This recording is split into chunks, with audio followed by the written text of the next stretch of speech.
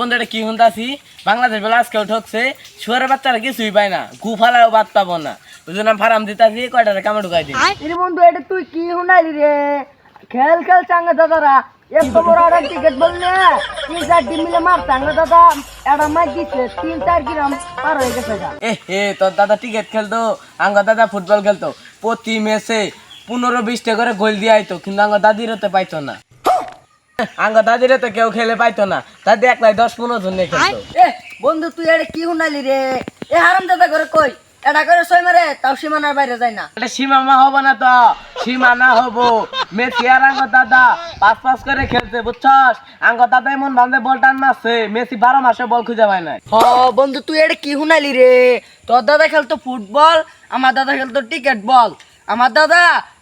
এটা ছয় মারতো ক্রিকেট বলটা যাইতো গা তোর দাদা খেলোয়াড় ছিল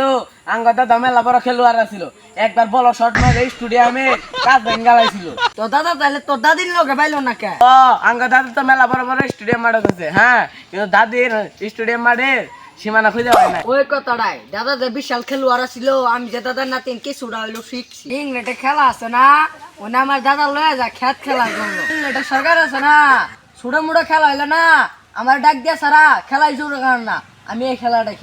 তাইতে সময় খেলাটাই দাদা হিগাইতে হয়ে গেছে বললো নাতিন রে আমি তো বিরাট বড় খেলোয়াড় ছিলাম তোর তখন নাকবো এমকে মোটামুটি আমি বালাই খেলি ওই দিন ফাইনাল ম্যাচে এমবাপ্পের বদল আমি খেলছি ওই কথাটাই আমার দাদা রে সিঙ্গাপুর খেলা লয়ে গেছিল আমার দাদা বল মারাবার দিয়া আম্পিয়ারের চান্দিক মারছিল এখানে আমার দাদা রে গাছ ধরে তুলে দিয়েছিল আর আমার নাম ছিল আমি অতি বলে ঠকছি।